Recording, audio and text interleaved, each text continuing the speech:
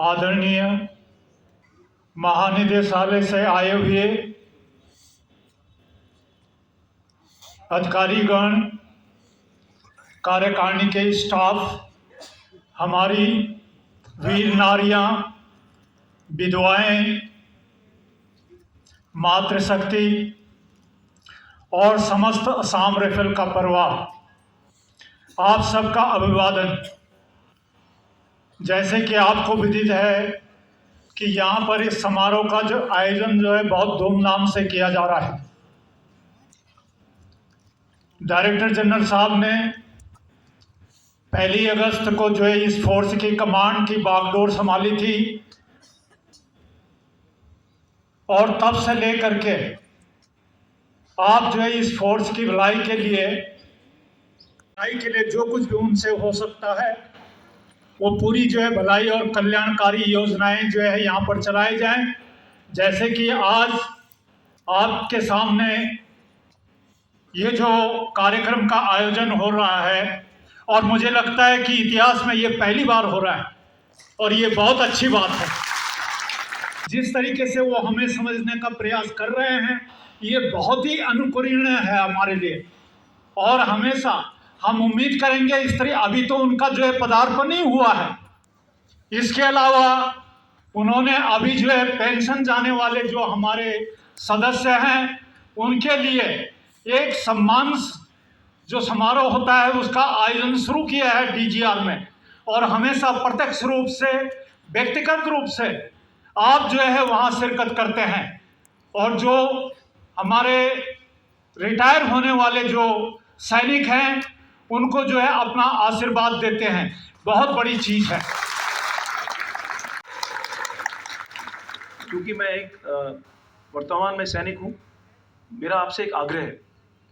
Assam rifle और सेना, जैसे आप जानते हैं, इनका जीवन और मृत्यु आत्मा और शरीर का साथ है। पर कुछ एक टीस है मन में हमारे असम राइफल के सैनिकों के। आप उनको एक बार सुनिएगा सर, और मैं चाहता हूं कि आप अपने माध्यम से सरकार से जो कुछ हो सके अगर आप कर सकें तो इसके लिए भी हम आपके सदैव आभारी और ऋणी रहेंगे। क्योंकि असम राइफल एक ऐसी फोर्स है जिसको कोई आराम नहीं मिलता, जिसका कोई पीस स्टेशन नहीं है। जब से असम राइफल का जवान ट्रेनिंग सेंटर के अंदर जाता है और जब से रिटायर नहीं होता तब तक वो सिर्फ ऑपरेशन में रहता है। ये एक फोर्स है दुनिया की जिसको शांति या पीस क्या होती है इसके बारे में नहीं पता सर। विडम्बना ये भी है कि हमारा जवान जो मिजोरम में है, आइजोल में तैनात इंडो म्यांमार बॉर्डर में सर, वो आज बहुत खुश है क्योंकि वो कश्मीर जा रहा है और कश्मीर में पलटने जाना चाहती है वापस पीस एरिया में। पर हमारा जवान सर कश्मीर जाना चाहता है। हमारा जवान चाहता है कि हमारी और पटले कश्मीर जाएं। हमारी फोर्स ने श्रीलंका में लड़ाई लड़ी सर, और सबसे कम कैजुअलिटीज पूरी सेना और असम राइफल की सर। त्रिंकोमाली, बटिकलोआ हमारी पलटनें तैनात थी सर, और हमारी एलटीटी के साथ झड़प हुई पर हमारी फोर्स की कैजुअलिटीज नहीं हुई सर। जम्मू कश्मीर का सबसे बड़ा ऑपरेशन 7 असम राइफल के नाम है और उनके 2.5 वर्ष के कार्यकाल में सर उन्होंने 150 से ज़्यादा आतंकवादी मारे, पर उनकी खुद की कैजुअलिटी 2 से 3 हुई। असम राइफल में एक बहुत खूबी है सर, यौवन और बुढ़ापा एक मिल के साथ में आता है। तो आपको यहाँ पे 60 साल का एक व्यक्ति AK-47 के साथ जो कगार पे खड़ा है रिटायरमेंट के सर, वो और एक 20 साल का लड़का जो अभी ट्रेनिंग से बाहर निकला है, ये साथ ऑपरेशन करते हैं सर। उसका एक्सपीरियंस, उसका अनुभव और इसका जोश, इसको मिलके जो निचोड़ निकलता है उसको असम राइफल बोलते हैं सर। हम अपने आप में असाधारण हैं और हम चाहते हैं कि राज्यपाल महोदय आपकी अनुकंपा हमारे प्रदेश के जवानों, हमारे ऑफिसर्स, जेसीओ और वीर नारी।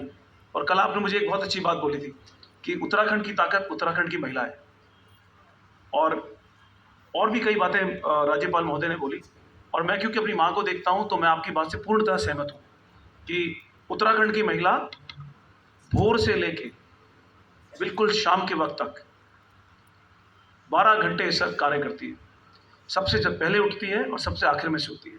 और उत्तराखंड की महिला के कारण इस देश को इतने इतने सैनिक मिले। और उत्तराखंड का जो सैनिक का एक हमारी संस्कृति है, वो उत्तराखंड की माँओं से आई है। तो हमारा उत्तराखंड की माँओं को बहुत बहुत नमन सर। और आपने इस बारे में कल बताया और इस बात से मैं पूरी तरह सहमत हूँ। अब आपसे रिक्वेस्ट करूँगा सर, मैं जानता हूँ कि अनाउंसमेंट होगा, पर मैं खुद आपसे रिक्वेस्ट करना चाहूँगा कि आप मंच पे आएँ सर, और आप हमारा मान बढ़ाएं, आप हमको हौसला दें, आप इनको इस बात का आभास दिलाएं कि असम राइफल का सैनिक किसी भी सैनिक से कम नहीं है। और असम राइफल, क्योंकि आप असम रेजिमेंट के हैं सर, तो आप आधे तो असम राइफल्स के हैं ही सर। जय हिंद। आज सचमुच अत्यंत हर्ष और गर्व की अनुभूति हो रही है। मैं असम रेजिमेंट का हूं और पूरा जीवन असम शब्द के साथ जुड़ा रहा हूं। इतना जुड़ा रहा हूं कि जो मेरा लड़का है तो वो सरदार जी का लड़का, लेकिन जब मंदिर जाता है तो बोलता है मैं मोंदिर जा रहा हूं।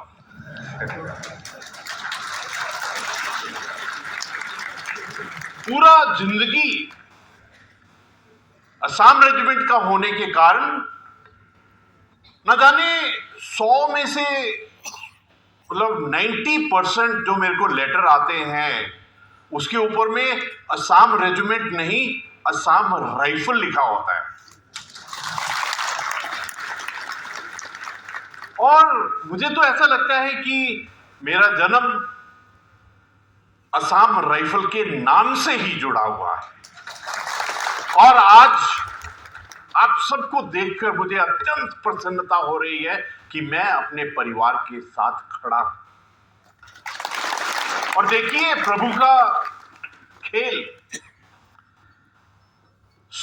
जैसे ये प्रोग्राम शुरू होने लगा बारिश आई, इसका मतलब प्रभु ने आशीर्वाद दिया।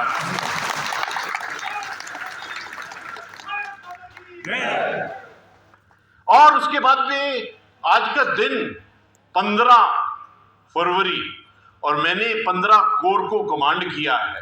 मुझे ऐसा लग रहा है मैं 15 कोर के अंदर ही आ गया हूं। भगवान का जो आशीर्वाद है हर एक चीज में है। 2025 का साल है, हमारे प्रदेश ने सिल्वर जुबली मतलब 25 साल पूरे किए हैं। हमारे लिए ये बहुत अहम का बात है कि हम पूरे राष्ट्र के अंदर में अपना कौन सा स्थान और उस स्थान को किस प्रकार से प्राप्त करें, निश्चय लेने का, संकल्प करने का, रिजॉल्व करने का ये साल है। मुझे बहुत खुशी है कि वैसे तो हम सब जगह कहते हैं कि उत्तर प्रदेश सेना बहुल्य प्रदेश है, यहां पर हर घर के अंदर में एक फौजी है। और सच्ची बात तो ये है कि जिसने भी बेल्ट डाली हुई है, टोपी डाली हुई है और हृदय के अंदर में राष्ट्र प्रेम है, वो सैनिक है। और मुझे तो ऐसा लगता है कि हर एक उत्तराखंडी सैनिक है। ये साझा करूं। उसके पश्चात हमारी यूनिट अखरूल मणिपुर में गई, वहां पर भी 4 असम राइफल के साथ में अत्यंत काम करने का मौका मिला। एकदम ऐसा लगता था कि दोनों यूनिट भाई भाई हैं। उसके पश्चात में श्रीलंका में भी आपकी यूनिट के साथ में बहुत कार्य करने का मौका मिला। और दो नाम जो डीजी साहब ने, जनरल लखेरा साहब ने बताए, ट्रिंकोमली और बैटिक्लोवा, हमारी यूनिट दोनों ही जगह में रही। तो आज मुझे ऐसा लग रहा है कि प्रभु ने मुझे एक अवसर दिया है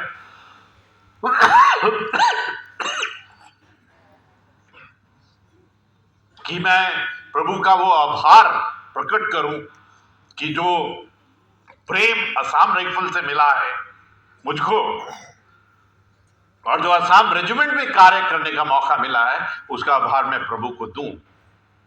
मेरे लिए आप सब मेरा खास परिवार है। आप में से कभी भी किसी को कोई तकलीफ होती है, प्रॉब्लम होती है, आपके लिए राजभवन के दरवाजे खुले हुए हैं। अगर आप किसी कारणवश नहीं आ सकते हैं तो आप चिट्ठी लिखिए, जहां कोई भी इंफॉर्मेशन दीजिए। मेरे को आपकी सेवा करने का, आपको मदद करने का अत्यंत आनंद आएगा, क्योंकि मुझे ऐसा लगेगा कि मैंने अपने परिवार की मदद की है।